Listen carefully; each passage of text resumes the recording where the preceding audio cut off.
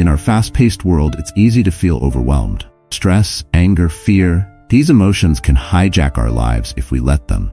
But what if I told you there's a way to find calm in the chaos? A secret to mastering your emotions that's been practiced for centuries. Today, we're diving into the power of non-reaction, a fundamental principle of Zen philosophy that can transform your life. But first, let me share a story that illustrates this profound concept.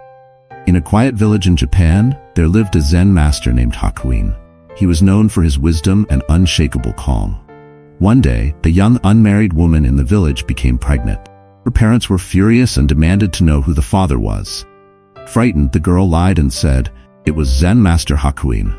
The girl's parents stormed to Hakuin's home.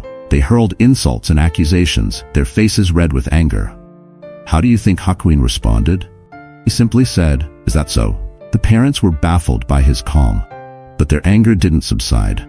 When the baby was born, they brought it to Hakuin, saying, "This is your child. You must take care of it." Again, Hakuin's only response was, "Is that so?" He took the baby and cared for it as his own. A year passed. The young woman, consumed by guilt, finally confessed the truth.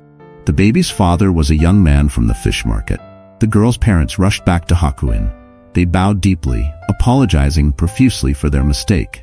They asked for the baby back. And how did Hakuin respond this time? You guessed it. He simply said, "Is that so?" and returned the child without protest. Now, you might be thinking, that's a great story, but what does it have to do with me? Everything. Hakuin's response teaches us a powerful lesson about emotional control.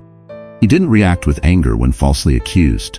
He didn't protest or try to defend himself. He didn't gloat or seek revenge when the truth came out. He simply accepted each moment as it came. This is the essence of non-reaction. It's not about being passive or letting people walk all over you. It's about responding to life's challenges with wisdom instead of knee-jerk emotions. But how can we apply this in our daily lives? Let's break it down. Number 1. The power of the pause. When something triggers you, a rude comment, a setback at work, a fight with your partner, pause. Take a deep breath. Count to 10 if you need to. This tiny gap between stimulus and response is where your power lies. Number 2. Observe your emotions. Instead of immediately acting on your feelings, observe them. I'm feeling angry right now. This situation is making me anxious. By labeling your emotions, you create distance from them. You are not your emotions. You are the awareness behind them.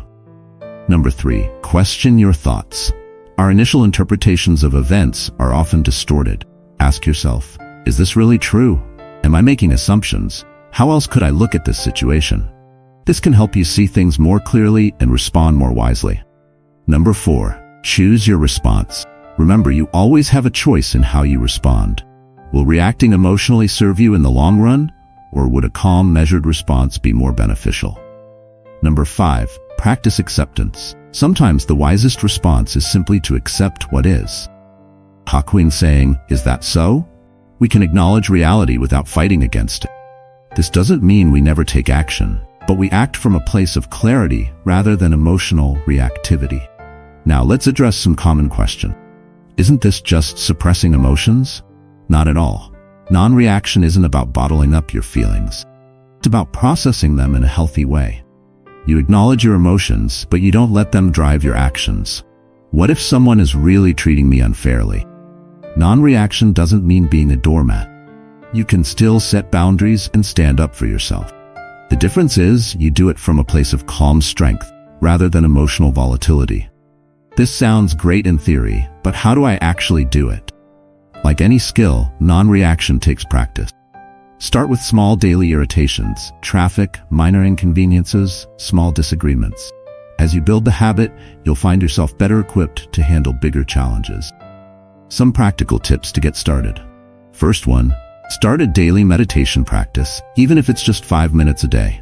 The second one is to keep a journal to reflect on your emotional reactions. The third one, practice mindfulness in daily activities. Really focus on what you're doing in the present moment. And when you catch yourself reacting, pause and take 3 deep breaths before responding. Remember, mastering your emotions is a journey, not a destination. There will be setbacks along the way. But with each challenge you face, you have an opportunity to grow stronger and wiser. Imagine facing life's ups and downs with the calm strength of a Zen master. Imagine letting go of the need to always be right, to always have the last word. Imagine the peace that comes from knowing you can handle whatever life throws at you. This is the power of non-reaction.